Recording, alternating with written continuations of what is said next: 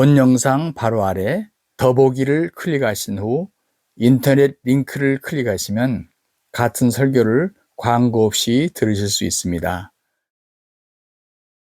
에스겔서 36장 26절, 27절 두 절 제가 봉독해 올리겠습니다. 또 새 영을 너희 속에 두고 새 마음을 너희에게 주되 너희 육신에서 굳은 마음을 제거하고 부드러운 마음을 줄 것이며 27절 또 영을 너희 속에 두어 너희로 내 율례를 행하게 하리니 너희가 내 규례를 지켜 행할 것이라. 아멘. 지난주에는 에레미야 선지자를 통해서 이스라엘 백성들에게 새 언약을 주신 얘기를 했습니다. 제가 세 가지 말씀을 드린 것 같은데요. 옛 언약, 즉 돌판 언약으로는 실패했기 때문에 새 언약을 마음에 새겨줬다. 또 두 번째는 무너진 옛 나라, 그러니까 다윗과 솔로몬으로 대표되는 그 옛 나라가 이제 새 언약을 받음으로 다시 건축할 수 있게 됐다. 재건축이 가능했다. 말씀을 드렸고, 그리고 그리스도 안에 거하는 우리 성도들은 이미 새 언약을 받은 자들이다 하는 말씀을 드렸습니다. 이제 오늘은 이제 에레미야가 새 언약이라고 하는 것을 에스겔, 같은 시대에 활동한 에스겔은 좀 다른 용어를 사용하고 있습니다. 그러니까 성경에서 어떤 다른 용어를 사용했다고 해서 다른 의미를 말하는 건 아닙니다. 예를 들어서 어떤 것을 사도 바울이 표현하는 방법이 있고 요한 사도가 표현하는 방법이 있고 베드로가 표현하는 방법이 있는데 똑같은 것을 다른 단어나 용어로 표현할 때가 들어있죠. 성경학자들이 성경에 대한 자료를 요즘 이제 컴퓨터로 연대도 조사하고 그래서 단순히 문서로 조사했던 것보다 훨씬 정확도를 요즘에는 갖게 되는데 BC 1491년경에 이스라엘 백성들이 시내산에서 두 돌판을 받았다. 그러니까 예수님이 이 땅에 오시기 1500년 전에, 약 1500년 전에 이스라엘 백성들이 율법을 받았습니다. 그런데 이 율법을 받았는데 그것을 우리가 일명 옛 언약이라고 통칭 우리가 이제 가정을 합시다. 부릅시다. 그런데 그것을 말고 에레미야는 나 여호와가 말하노라 보라 날이 이를 것인데 내가 이스라엘 집과 유다 집에 새 언약을 세울 것이다. 새 언약을 얘기를 했어요. 그러니까 에스겔 선지자는 새 언약이라는 단어를 사용하지 않습니다. 새 마음이라는 단어를 사용해요. 그런데 이것은 똑같이 봐야 돼요. 그러니까 새 언약을 어디에 두냐? 우리 마음에 둔다. 그렇게 하기 때문에 사실 같은 맥으로 보시는 것이 이해에 도움이 되리라 생각합니다. 그러니까 언약은 원래는 두 개죠. 옛 언약과 새 언약. 근데 옛 언약 혹은 돌비 언약 이렇게 말합니다. 십계명을 비롯해서 말하기 때문에 새 언약은 또 에스겔은 새 마음이라고 표현을 해요. 똑같은 의미다 이렇게 보시면 돼요. 조금 뉘앙스가 다른 것밖에 없다 그 말입니다. 그러면 새 언약과 옛 언약은 같을까요, 다를까요? 여러분 같으면 새 언약을 줄 필요가 없죠. 예, 그러니까 옛 언약이 안 됐으니까 잘 안 되니까 새 언약을 줬다. 이렇게 여러분이 잘 정리를 해뒀으면 좋겠어요. 우리가 관심이 여기에 있는 거예요. 무슨 말이냐면 여러분 율법을 지킬 수 있으면 덜 하기 좋죠. 그런데 율법을 받은 이유만 계산해서라도 예수님 때까지 단 한 사람도 그 율법을 지켜내는 사람이 없었다 그 말입니다. 예, 그러니까 이것은 율법이 영어는 율법이지만 사실은 계약이거든요. 그래서 우리가 성경을 말할 때 올드 테스타멘트, 뉴 테스타멘트 그러잖아요. 옛 계약, 새 계약 이렇게 말한단 말이에요. 계약서예요. 그런데 계약이라는 것은 뭡니까? 계약을 성사시키는 게 중요한 게 아니라 계약을 지키는 것이 중요합니다. 근데 문제는 못 지켰다 그 말이에요. 그럼 못 지키면 뭐예요? 모든 축복을 다 놓쳐버린 거예요. 그런데 하나님이 어떤 분이십니까? 그 자체가 사랑 아닙니까? He is love. 그분은 사랑 자체이세요. 그러니까 못 지켰으니까 저주로 끝났다? 그렇지 않고 우리를 또 사랑의 그 품 안에서 다시 살 길을 주시기 위해서 우리에게 또 새로운 계약을 또 주신 거라 그 말이에요. 이것을 새 계약을 새 마음에 새기셨다라는 표현으로 선지자들은 말씀을 하신 거죠. 자, 우리가 이제 알아야 할 건 뭐냐면 첫 번째 세운 언약이 지킬 수가 없다 그 말이죠. 못 지켰어요. 지키면 좋지만 못 지켰어요. 그럼 거기다 이어서 두 번째 새 언약을 몰아붙여가지고 또 요걸 지키든지 해라 이렇게 했냐 그 말이에요. 아니에요. 옛 언약을 폐하시고 새 계약을 주셨어요. 왜냐하면 옛 계약을 놔둔 상태로 새 계약을 하면 이것도 지켜도 되고 저것도 지켜도 돼요. 그럼 뭡니까? 어떤 사람은 여기에 머물러 있고 어떤 사람은 또 앞서 있고 그럴 거예요. 그럼 뭡니까? 계속 밀리는 상태가 돼서 되질 않아요. 그래서 주님께서는 우리 아예 새 계약을. 그런데 사도 바울이 유대인들을 보면서 참 답답했던 게 뭐냐면 유대인 그리스도인을 말합니다. 답답했던 게 뭐냐면 하나님이 준비해 놓으신 하나님의 의, 예수 그리스도라고 하는 통한 하나님의 의를 새로운 법을 이렇게 주셨는데 이스라엘 백성들이 옛 관습이 그대로 젖어 있었기 때문에 철저한 그런 율법주의적인 그런 그 민족으로 살아왔기 때문에 이걸 못 버리는 거예요. 그 사도 바울이 자기 경험을 아무리 말해도 못 벗어나는 거예요. 그래서 로마서 10장 3절에 보면 이렇게까지 말을 해요. 하나님의 의를 모르고, 하나님의 의를 하나님 세워놨어요. 근데 이걸 모르고 자기 의를 세우려고 힘써 하나님 의를 복종치 아니하느니라. 지금 이스라엘 백성들이 너무너무 답답해서 바울이 하는 말이에요.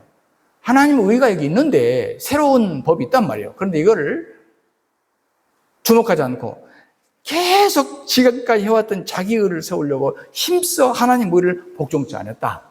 이렇게 답답한 심정을 표한 적이 있습니다.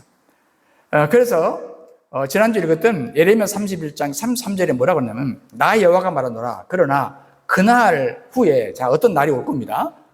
지금 에레미야 시대에 한 말이니까 후에 내가 이스라엘 집에 세울 언약은 이러하니 곧 내가 나의 법을 그들 속에 두며 마음이잖아요. 속에 두며 그 마음에 기록하여 이게 바로 새 마음이에요. 마음에 기록하여 나는 그들의 하나님 되고 그들은 내 백성이 될 거예요. 여전히 옛날에 하나님, 그들의 하나님, 나의 하나님, 옛날의 하나님이 똑같이 하나님 입장을 그대로 되지만 법만 바꿔줄 것이다. 근데 옛날은 돌에다 새겨서 너희들 못 지켰으니까 이들은 너희의 마음에다 새겨버릴 것이다. 이렇게 약속을 하는데 똑같은 약속입니다. 그래서 오늘 굳은 마음, 그것은 옛 언약을 지키지 못했던 그 굳은 마음을 새 마음으로, 새 언약을 지킬 수 있는 새 마음으로 바꿔주겠다. 이 말씀을 복음의 입각에서 풀어보도록 하겠습니다. 세 가지로 정리하겠는데 첫 번째는 새 마음 시대는 하나님께서 사람 속에 들어오는 시대다. 하나님의 사람 속으로 내주해 버리신다. 두 번째, 구약의 언약 백성들은 지금 이 시대, 우리 시대, 새 마음 시대의 우리 성도들을 굉장히 부러워했다고. 굉장히 부러워했다고. 자, 이 두 번째 얘기를 제가 나눌 것이고요. 그리고 세 번째는 그러면 새 마음 시대는 어떻게 사는 것이냐? 내 능력을 의지하지 않고 하나님의 능력만 의지하며 사는 거예요. 내 능력을 던져버리고 하나님의 능력만 의지하며 사는 것을 제가 연습하란 말을 했어요. 하루아침에 안 되니까 연습하는 것이 지금 우리의 삶이다. 이렇게 정리해 보도록 하겠습니다. 첫 번째, 새 마음 시대는 하나님이 사람 속에 들어오시는 시대입니다. 여러분, 구약 시대는 하나님이 사람 속에 들어올 수가 없었습니다. 왜? 에덴 동산에서 쫓겨난 이후에 이미 사탄에게 점령되어 있었기 때문에 공중의 권세 잡은 자에 속해 있었기 때문에 그 왕국에 속해 있었기 때문에 하나님이 들어올 수가 없어요. 그래서 하나님은 우리와 함께 하시긴 하지만 임마누엘로 함께는 하세요. 그렇지만 그 사람 속에 들어오지는 못했어요. 그래서 하나님께서 사람 속에 들어오는 절차를 밟았다고 내가 표현을 이렇게 하고 싶어요. 무슨 얘기냐면 십자가 사건을 통해서 사탄에게 점령되었던 우리 옛사람이 죽고, 이게 갈라디아 2장 20절이요. 죽고, 그리스도와 함께 죽고, 예수 그리스도 부활 안에서 우리가 새로운 피조물이 되었기 때문에 드디어 이제 새로운 피조물이 된 우리 속에는 하나님께서 들어오실 수가 있습니다. 다른 말로 말하면 우리가 새로운 피조물이 되지 않으면 하나님 우리 속에 들어올 수가 없어요. 어찌 보면 하나님께서 우리 안에 들어와서 거하시기 위해서 우리를 새로운 피조물로 만들었다고 말을 해도 괜찮겠습니다.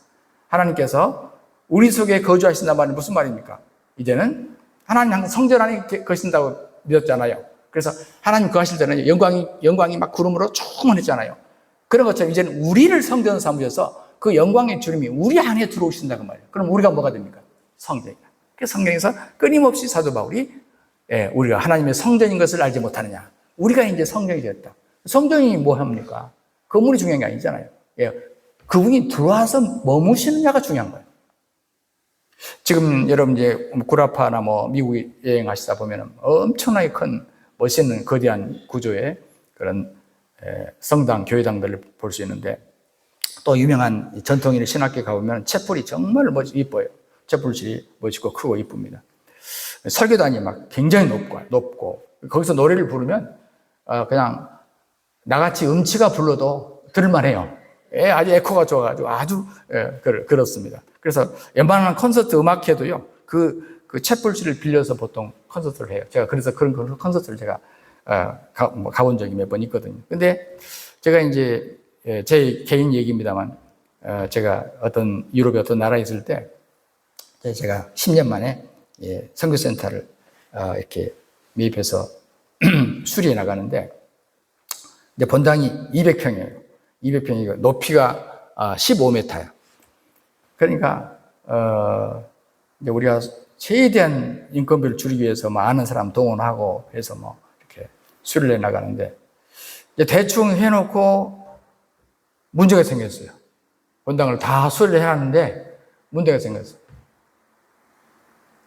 설교를 못 알아들어. 올려가지고. 아무것도 없고, 저기 단의 대리석으로, 단위 대리석으로 되어 있고, 저 2층에가 성가대가 살 수 있는 중위층이 이제 옛날 성당 자리였으니까 성가대가 저 2층에 있었죠. 뒤에가 있어. 오르간 있는 자리가 뒤에가 있고. 그러니까 이게 뭐 소리가 올려가지고 음악은 너무 좋은데 설교를 못 알아들어. 그래서 이제 보통 큰 교회당들 가니까 작은 스피커를 여러 개 붙여요. 요즘에는. 그래서 설교를 듣게 해주는데 칼빈이 목회했던 그 생피에르 그 교회당도 보면은 엄청 크거든요. 그래도 그 작은 스피커를 여러 개 붙여가지고 이렇게 제네바에 이렇게 하는 걸 봤는데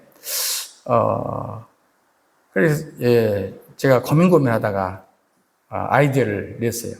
이게 이제 벽이 다 단단한 이 돌이고 이렇게 뭐 콘크리트이기 때문에 소리가 나는 거니까 바닥에다 최고 두꺼운 카페트를 구해보자 해서 카페트를 전 바닥에다가 걸어가면 폭신폭신할 정도의 카페트를 깔았어요.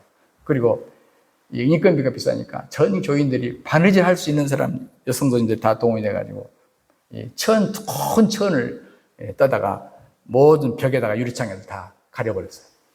커튼을 만들어서 가려버렸어요. 그랬더니 이제는 들을만 하게 됐어요. 지금도 그 상태로 쓰고 있는 걸로 알고 있는데. 자, 근데 여러분, 그런 아무리 멋진 곳이라도요, 영적으로는 누추합니다. 왜? 예배당 자체가 거룩한 게 아니거든요. 아무리 멋진 예배당도 예배당 자체가 거룩한 게 아니에요. 이것이 우리 신약시대 성도입니다. 구약시대 때는 부정한 것을 접촉하면 내가 부정해지잖아요. 그런데 신약시대는 뭐예요? 우리가 거룩해요. 그러니까 지금 여러분이 구약시대 성경에서 말하는 부정한 음식이라는 말은 돼지고기 드시잖아요. 추어탕도 드시잖아요. 이건 사실은 구약으로 말하면 이 부정한 음식 먹을 수 없는 거예요. 그러나 지금 먹고 있잖아요. 왜 그럴까요? 그것이 우리를 부정하게 하지 않는다고 믿음이 있기 때문이 아닙니까? 그렇습니다. 그러니까 우리가 거룩한 삶을 살아서 거룩한 것이 아니에요. 거룩한 영이신 하나님의 영이, 성령이 우리 안에 내주하시기 때문에 우리가 거룩하게 된 것이죠. 삼손이 죽은 사자를 만났을 때 삼손이 부정해져요. 그러나 혈중 앓은 여인이 예수님을 만집니다. 혈중, 이건 부정한 병이거든요. 큰일 나요. 그런데 예수님이 더러워진 게 아니라 오히려 혈루증 앓은 여인이 치유 정도로 머무는 게 아니라 깨끗해져 버리잖아요. 우리가 그리스도인들끼리 교제하는데 왜 우리가 항상 재미가 없냐면요. 저 못된 인간, 저 사람하고 사귀면 안 돼. 저 술 마시고 개차반으로 사는 사람을 뻔히 알고 있는데 내가 하면 그냥 부정 탈 것 같아. 그래서 안 사귄 게 좋을 것 같아. 자꾸 이런 의식이 우리에게 있는 거예요. 그러나 사실 우리가 어떤 의식을 가져야 될까요? 내 안에 성령님이 계시니까 내가 거룩하니까 저 사람도 내가 만지면, 내가 접촉하고 내가 교제하면 저 사람도 거룩해질 거야. 이게 전도라고. 이게 복음 전도라고. 예. 그러니까 오순절 날 성령님이 특이한 것은 무엇입니까? 과거에도 성령님이 안 계셨나요? 다 역사했고 또 순간순간 필요할 때마다 성령님이 임하셨죠. 사울 왕에게도 실패한 사울 왕에게도 성령이 임한 적이 있잖아요. 그런데 뭐예요? 그러나 오순절날 성령님은 달라요.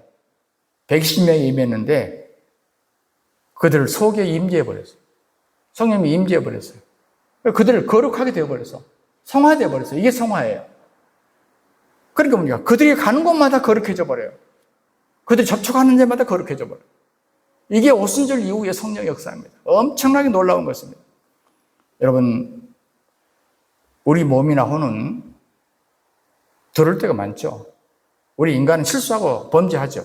그런데 내가 말하는 것은 그 성령님이 임한 우리 영을 내가 말하는 거예요. 영. 옛날 제가 고등학교 시절에 교단, 우리가 좀 다르지만 고신 교단에서 한참 논란이 됐던 게 있었어요. 예. 건난 자의 영은 범죄하지 않는다라는 주장과 아니다. 건난 영도 범죄한다. 아주 시끄러웠어요. 예. 막 서로 이단 정죄하기도 막 그러는데 이게 오해한 게 뭐냐면 거듭난 사람은 범죄할 수 있어요. 그죠? 사람이 거듭난 사람도 우리가 실수할 수 범죄할 수 있어요. 그러나 거듭난 영은 주님이 함께 하시기 때문에 주님이 그 안에 좌정에 계시기 때문에 그건 죄와 상관이 없다. 그런 뜻으로 이해하는 걸로 제가 당시 이해를 했습니다. 여러분, 우리가요,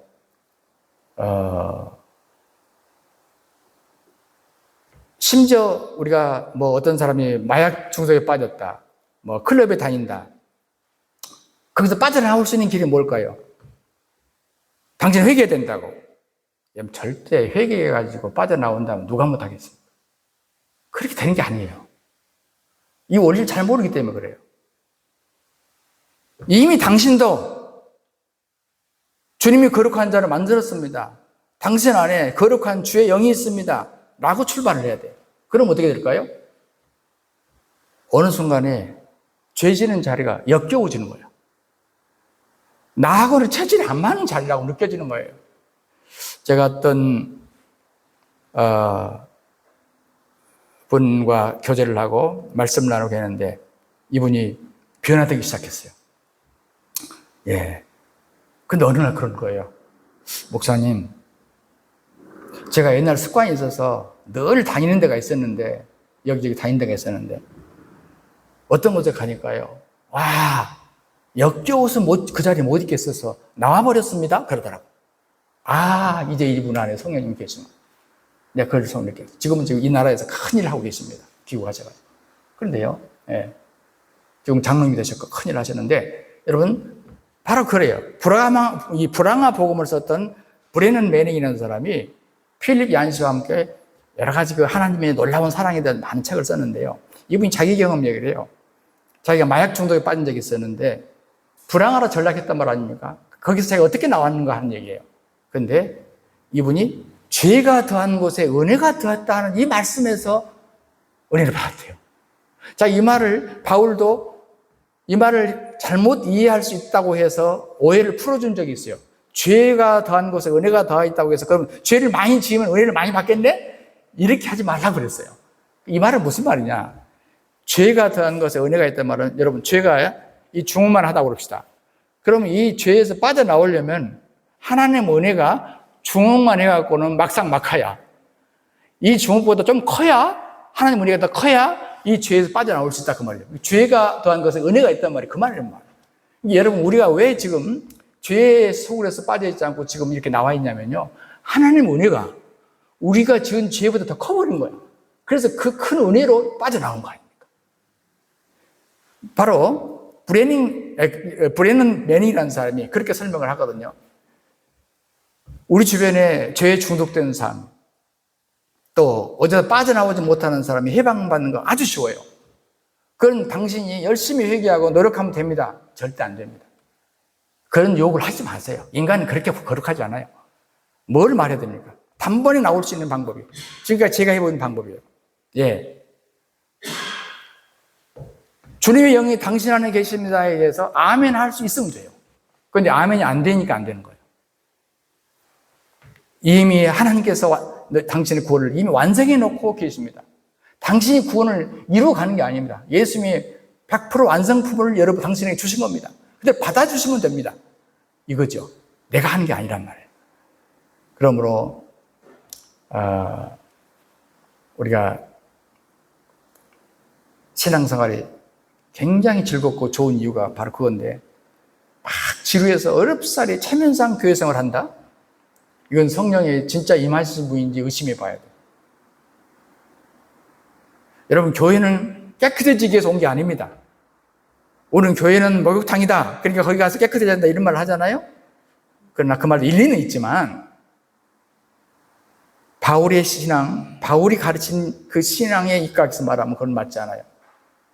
우리가 거룩하기 때문에 교회 갑니다. 그리고 우리들이 여기에 모였기 때문에 이 건물도 거룩해진 거고 이 자리가 거룩해진 겁니다. 여러분이 아주 비거룩했는데 이 건물이 거룩해서 여기 문간에 들어서 오는 순간에 거룩해진 게 아니란 말이에요. 이건 반대예요. 우리 때문에 거룩해진 겁니다. 여러분, 어떤 분은 아주 술집 골목에 돈이 없다 보니까 저 지하층에 빌려가지고 교회를 개척하신 분이 있어요. 여러분, 그런 개척 예배를 드립니다. 노예에서 가서, 시찰에서 가서. 그럼 오늘 시찰에서 개척 예배를 드리는 순간부터 그 교회가 거룩해진 겁니까? 아닙니다. 거기서 개척하겠다고 나서는 그 목사님이 예수 그리스도를 통해서 거룩한 분이기 때문에 그 장소는 그 순간부터 거룩한 장소로 구별하는 거예요. 사람이 중요한 거예요. 사람. 지금 예수님 그리고 사도들이 우리가 가르치는 그 원리가 바로 그렇습니다. 그러니까 우리가 교회 갈 때 어떤 마음으로 가야 돼요? 아침에 우리가 좀 주일날 어떻게 하다 보면 뭔 일로, 사소한 일로 부부싸움 할 수 있잖아요. 또 아이들하고 좀 다툼이 생길 수 있죠. 그럼 아이고 오늘 이제 예배 망쳤네. 오늘 교회를 가야 돼, 말해야 돼? 이렇게 갈등을 느끼잖아요. 이게 원리를 잘못 알기 때문이야. 왜냐면 주님은 그거하고 아무 상관이 없거든. 왜냐면 부부싸움을 해도 하나님은 나를 거룩한 자로 성도로 여기셔. 그러니까 뭡니까? 즐거운 마음으로 가면, 교회 가면 더 즐거워져. 왜? 교인들과 교제하니까. 그거죠. 그 하나님, 우리를 거룩하게 어렵게 해주셔서 감사합니다. 하나님, 우리 전제 그대로 온전하다고 해주시니까 감사합니다. 그렇게 하는 거예요. 여러분, 예배를 열심히 드립시다. 예배를 철저히 준비합시다. 성심을 다해서 예배를 드립시다. 헌금을 준비합시다. 깨끗한 옷을 갈아입으시고요. 옛날에 또 우리 할머니들은 좀 접혀진 돈을 대리미로 데려가지고 빳빳한 지표를 만들어서 하나님께 드려야 된다, 이런 마음까지 했어요. 참 정성은 되게 나쁘다고 보진 않아요. 그건 나오니까 원리에서는 벗어났다 그 말이에요. 그렇기 때문에 주님이 받으신 게 아니고 우리 자신은 이미 받으셨다 그 말이에요. 그러니까 우리 주변에서 전도하다 보면 무슨 말이 나요? 이거 돈 좀 벌어가지고 교회 가랍니다. 제가 어느 지방에 우리 절이 하도 이쁘다고 막 선전을 해서 제가 한번 가봤어요. 예, 갔더니 와, 거기는 그 교회는 그 절은 정말 노골적이더구만. 새 금고 있잖아요. 여러분 사업하는 사람이 큰 금고를 그 석가모니 옆에 놔뒀더라고. 예, 노골적으로 그거는 돈을 요구하더라고. 우리가 그렇게 되어버린다니까요. 이게 하나님 앞에 즐거워서 감사해서 예배하고, 그러니까 영어로 말했더니 셀레브레이션이에요. 셀레브레이션. 어떤 미국의 주보를 보니까요, 썬데이 셀레브레이션이라고, 썬데이 월십 서비스, 썬데이 셀레브레이션, 축제라고, 주일 축제. 이 원리에서 어긋나면 축제가 안 된다. 의무감이 되고 종교 생활이 된다 그 말이에요. 이건 예법으로 돌아가는 것입니다. 예, 예법으로 돌아가는 거예요. 그러므로 내가 그들의 죄를 용서하고 그들의 죄를 더는 기억하지 않을 것이다. 이 말이 무슨 말이겠습니까? 신약시대에 오면 죄가 용서가 되고 완전한 죄 용서를 경험하게 될 것이다. 내 안에서 하나님의 마음이 나오니까 죄책감에서도 해방되는 것이고. 왜? 성령님은 정죄하지 않는 영이시잖아요. 마귀는 뭐예요? 계속 정죄해요. 너 이거 지었잖아. 몇 월 며칠 이거 했잖아. 너 옛날에 교회 오기 전에 했잖아. 지난주에 너 뭐 했잖아. 이건 뭐니까 마귀들이 계속 참수하고 우리 속에다 죄책감을 줄여놓거든. 즐거움이 싹 사라지게 만들어버려. 성령님은 그런 분이 아니세요. 그러므로 새 법을 추구하고 성령 안에 살지 않고 옛날 자아로 사는 사람들은 당신의 죄가 용서받았습니다 하면 당신은 기뻐요. 그러다가 딱 돌아서면 진짜 용서받았을까 이래버려. 다시 원점으로 돌아가 버리는 거예요. 자아로 사는 사람 특징이지. 예. 그러니까 이제는 우리가 옛날에 선악으로 사니까, 그 생명으로 사니까 아무리 죄 용서를 선포해도 확신이 안 드는 거예요. 그러니까 어떻게 합니까? 죄사함, 거듭남의 비결이라는 깨달음으로 구원을 받는다고 말하는 박옥수 구원파 같은 사람들에게 다 넘어가 버리는 거예요.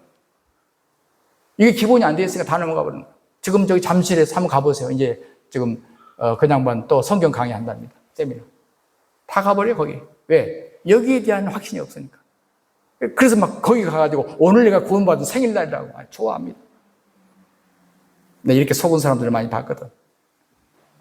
어떤 선생님, 제가 아는 분 아니고 기도원에서 만난 선생님 그러더라고. 자기가 거기 빠졌던 사람이래요. 부부 교사더라고요.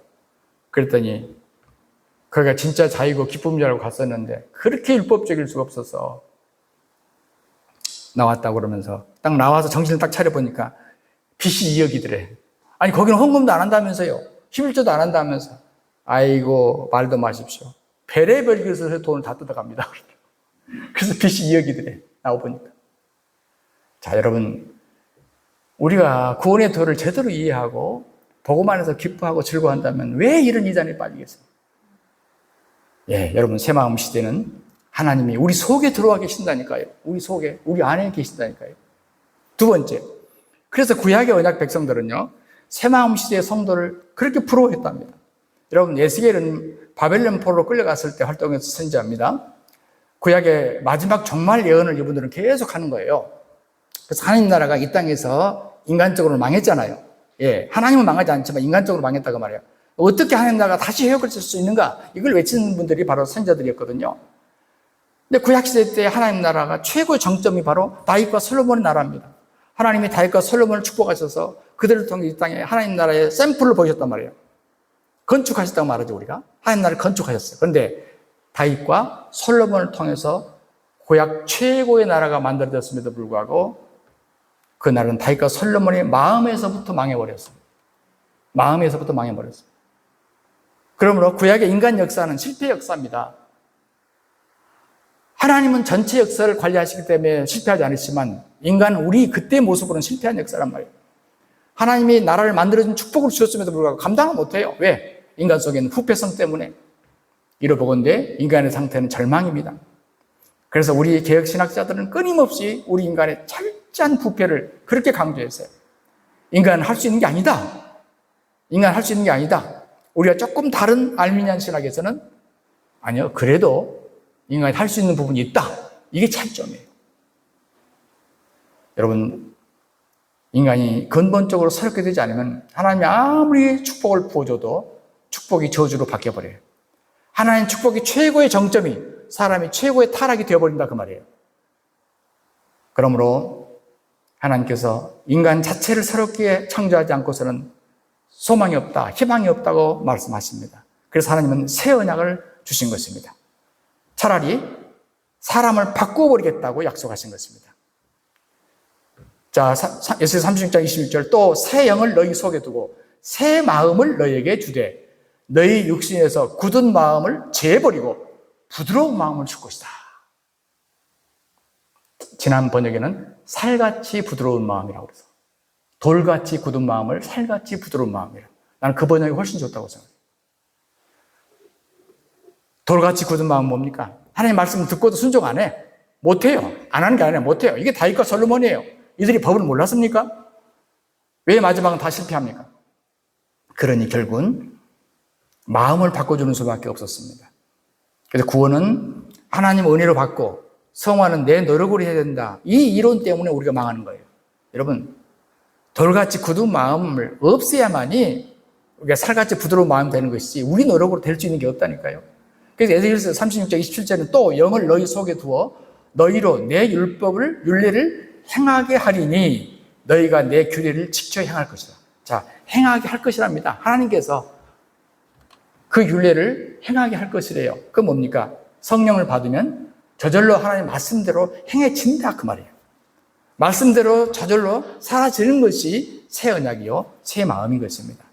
에스겔서 8장 4절은 같은 에스겔이 이렇게 말해요. 이는 육신을 따라 살지 않고 성령을 따라 사는 우리에게 율법의 요구가 이루어지게 하시려는 것이라. 그러니까 육신은 안 되고 성령을 따라 살면 그 율법이 이루어진대요. 지켜져진대요. 지금 이렇게 얘기를 하고 있습니다. 여러분, 율법의 요구가 뭐겠습니까? 율법의 강령이 딱 두 가지라고 주님 요약하셨어요. 하나님 사랑, 이웃 사랑이에요. 요약하자면 하나님 사랑, 이웃 사랑. 이게 되냐 이거예요? 안 된다 이거예요.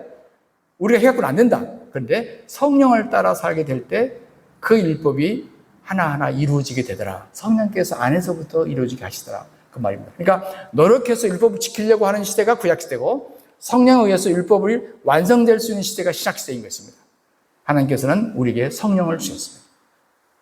사실 성령을 주신 것이 다 끝이야. 이게 다예요.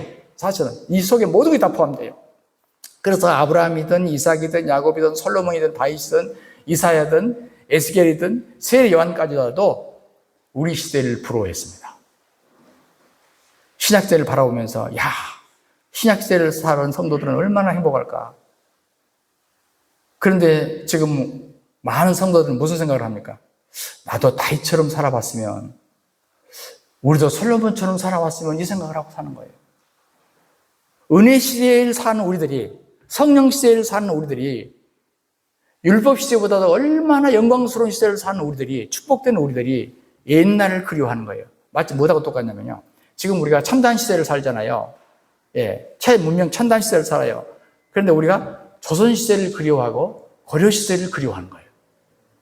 야, 그때 임금님 좀 살았으면, 여러분 그때 임금님이요 뭘 타고 다니는 줄 아세요? 기껏해야 감아내지 말입니다. 요즘에 여러분은 뭐 타야죠? 무스탕 타시잖아요. 메세데스 벤츠 타시잖아요. BMW 타시잖아요.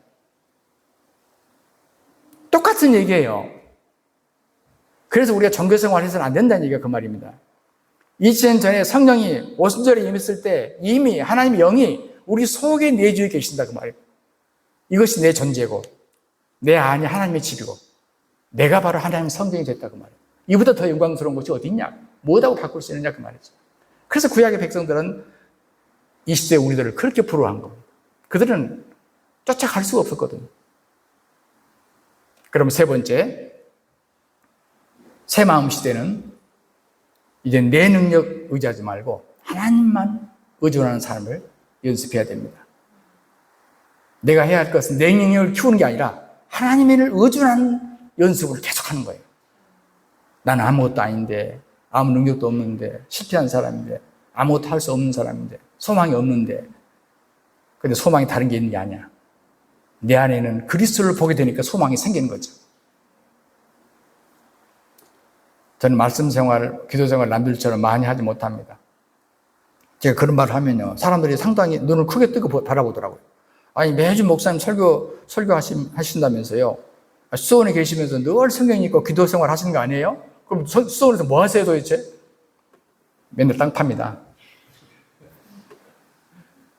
여러분, 물론 우리가 기도도 하고 성경도 읽지만 그것으로 유지될 수 있는 상황이 아닙니다. 내가 기도를 몇 시간 하고 금식을 정기적으로 하고 성경을 하루에 몇 장씩 읽기 때문에 그 힘으로 내가 신앙을 버티는 게 아니라니까요. 그럼 우리 율법적인 신앙생활이 되어버린다니까요. 그래서 제 관심은 그게 아니에요. 어떻게 하나님의 생명이 내 안에서 밖으로 나타날 수 있는가. 관심이. 일상에서 하나님의 마음이 내 속에서 흘러나올 수 있는가.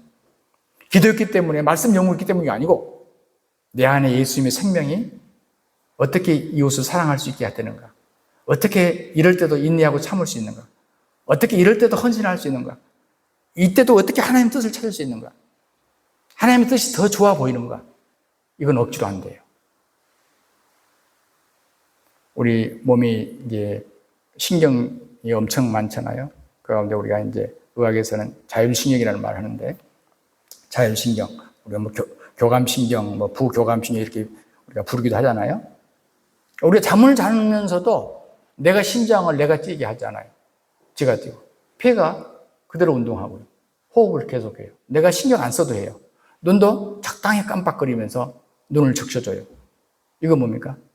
예, 교감, 부교감 신경들이 활동을 하잖아요. 자율신경들이. 내 의지와 상관없이 활동하잖아요. 제가 왜 이렇게 비유를 하냐면, 하나님이 내 안에 계시니까, 나를 통해 살아 계시니까, 하나님의 마음이 저절로 흘러나온다, 그 말이에요. 우리는 협조만 하면 되는 거죠. 하나님 마음이 있으니까, 말씀도 저절로 읽어지고, 저절로 말씀이 달콤해지고, 말씀이 좋아지고, 저절로 기도가 되고, 저절로 찬송이 나오고, 자동으로 되는 수준을 말하는 겁니다. 그래서 내 율법을 그들의 생각 속에 두고 그들의 마음에 기록한단 말이 그 말이에요. 매일 기도하고 꼭 성경 읽어야만이 겨우 내 영이 움직인다? 그게 아니다 그 말입니다. 컴퓨터 칩, 압축 파일을 이미 내 안에다 장착해버리셨다 그 말이에요. 그래서 내 속에서 작동한다 그 말입니다. 여러분이 구원을 어떻게 받았는가 한번 생각해 보세요. 여러분이 어떻게 하나님과 무슨 거래를 했습니까? 딜을 했습니까? 이렇게 할 적에 나를 구원해 주십시오. 어느 날 정신 차려보니 구원 받았잖아요. 이건 뭐예요? 누가 구원시킬 거예요? 하나님 하신 거예요. 그러니까 이제 성화는 여러분이 노력해야 됩니까? 수많은 사람이 그렇게 생각해요. 성화는 내가 노력해야 된다고. 노력이라는 표현은 굉장히 위험한 말이에요. 협조해야 돼요. 그래서 우리는 뭡니까? 연습해야 돼요. 하루아침에 된 건 아니니까. 그러므로 여기에 속으면 안 돼요. 예레미야가 1장 34절에서 내가 그들의 죄를 용서하고 그들의 죄를 더 이상 기억하지 않을 것이라. 지금 구약에서 하는 말입니다. 앞으로 될 말을 하는 거예요. 여호와의 말이니라. 그들은 각자 자기 이웃에게 또는 자기 형제에게 더 이상 여호와를 알라 하고 말하지 않을 것이다. 이는 가장 작은 자부터 가장 큰 자까지 그들은 모두가 나를 알 것이기 때문이다. 어린아이부터 노인까지 다 하나님 알게 될 거예요. 무슨 말입니까? 가르쳐서 안다는 말이 아니라 하나님 그들 속에 들어오셨기 때문에 자연스럽게 알게 될 날이 온다. 그 얘기를 표현하는 거거든요. 지금 우리 시대예요. 기도해서 하는 게 아니라 난 주변에서 어느 날 하나님을 좀 만나고 싶어가지고 막 기도했더니 하나님이 와서 나를 만나주셔서 그런 사람 거의 본 적이 없어요.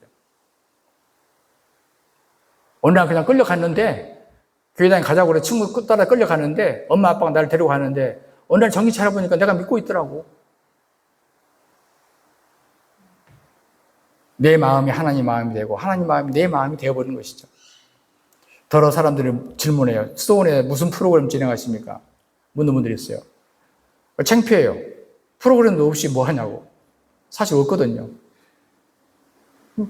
왜 없냐면 경험 때문이죠. 사람이 다 달라요. 만나는 사람, 찾아오는 사람 다 달라요. 그래서 저는 내 입술에 맡깁니다. 기도하고 주님 이분에게 무슨 말이 필요할까요? 어떤 말씀을 나누는 게 도움이 될까요? 그래서 내 입에서 하는 말로 그냥 흘러가게 하고 나도 배웁니다. 내 입에서 말하는 말로 내가 배워요. 솔직히. 내게서 하나님의 마음이 나오니까 하나님이 어떤 분인지를 알 수가 있는 것이죠. 내 존재를 통해서 내 마음을 통해서 하나님을 아니까 쉬워요. 하나님 아는 게 어려운 게 아니에요. 하나님은 사랑이시구나 아무리 설명해 보세요. 하늘만큼 땅만큼 클까?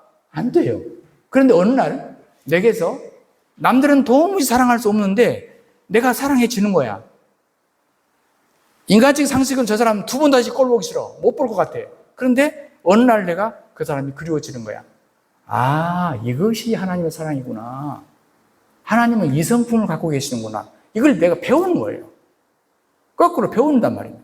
외부적으로 배워나가는 것이 아니라 안에서부터 배운단 말이에요. 환경 속에서 배워나가는 거예요. 아, 하나님이 이런 분이시구나. 성경에 그 말이 그 말이구나. 여러분, 히브리어에 우리가 야다라는 말을 쓰고 헬라 말로 기노스코라는 말을 써요. 진리를 알지니, 진리가 너희를 자유케 하려. 자, 알지니, 알다라는 말이거든요. 야다, 아니 기노스코. 근데 이 야다라는 말은 무슨 말이냐면 연합, 즉 결혼 관계를 통해서 아는 걸 뜻합니다. 그러니까 아담이 하와를 안다. 그랬더니 뭐예요? 가인과 아벨이 태어나요. 여기 안다는 말이거든요. 야다, 기노스코.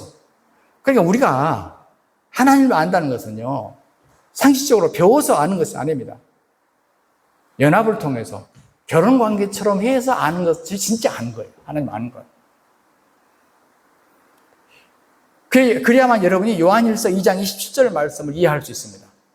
요한 사도는 어떻게 표현하냐면 너희는 주께 받은 바, 이분은 또 다른 표현을 해요. 기름 부음이 너희 안에 거하나니 그래요.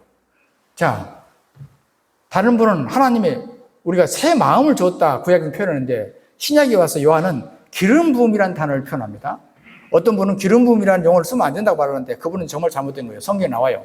기름 부음이 너희 안에 거하시나니 아무도 너희를 가르칠 필요가 없다. 없고 오직 그의 기름 부음이, 여기 또 기름 부음이 나와요. 기름 부음이 모든 것을 너희에게 가르치며, 기노스코입니다. 가르쳐줘요. 누가요? 기름 부음이 우리에게 임할 때. 또 참되고 거짓이 없으니 너희를 가르친 그대로 주 안에서 거해라. 그대로 따라가래요. 너희 안에 거하시는 주님이 기름 부음으로 임하실 때 너희가 알게 될 텐데 그대로 따라가라. 여러분, 향나무는 자기 향나무를 어떻게 할까요?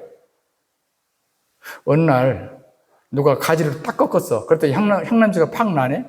내가 향나무네? 아는 거예요. 향나무 누가 가르쳐준다고 아는 게 아니라니까요. 비바람 칠 때 가지가 탁 꺾였어. 누가 낫으로 한 가지를 탁 쳤어. 낮에까지 향나무 냄새가 나. 내가 향나무였어. 여러분이 그리스도인인 걸 어떻게 알아요? 내가 설명해서 알아요? 어느 날 보니까 여러분 그리스도인이잖아요. 왜? 여러분 안에 성령의 기름 부음이 있었기 때문에 여러분을 가르쳐 주셨다. 이렇게 우리가 알게 된 거예요. 그러므로 결론적으로 우리는 이제 훈련을 해라는 말을 표현보다도 연습을 통해서 이걸 하나하나 배워가는 거예요. 인위적인 훈련은 율법적인 종교로 억지로 가버려요. 잘못하면. 이 율법 종교와 복음의 종교는, 복음은 사실은 백지 한 장 차이, 종이 한 장 차이밖에 안 돼요. 그러므로 우리 인위적인 훈련을 통해서가 아니라 가장 쉬운 방법, 자연스러운 연습을 통해서 우리가 은혜 생활을 누리는 것입니다. 그래서 배워나가는 것입니다. 내 안에 계신 성령님께서 우리를 하나씩 하나씩 가르쳐 주시는 겁니다. 이 믿음 생활은 너무 즐겁고 기쁜 것입니다. 너무 재밌는 것입니다. 또 이 믿음 생활을 누군가에 소개하고 싶은 것입니다. 주 하나님 우리 아버지 고맙고 감사합니다. 주님, 우리가 옛 시대에 살지 않고 옛 법에 매여 있지 않고 새 마음 시대에 우리에게 새 은혜를 공급해 주시고 성령님을 우리 안에 내주케 해주심을 감사합니다. 내 안에 계신 성령님께서 이제는 구약 백성들과 달리 신약 백성답게 새 마음을 가진 새로운 하나님의 성도답게 살아가도록 우리를 이끌어 주시고 또 날마다 우리의 믿음이 예수 그리스도의 장성한 분량까지 성장해 가도록 이끌어 주옵소서. 주 예수 그리스도 이름으로 간절히 기도하옵나이다. 아멘.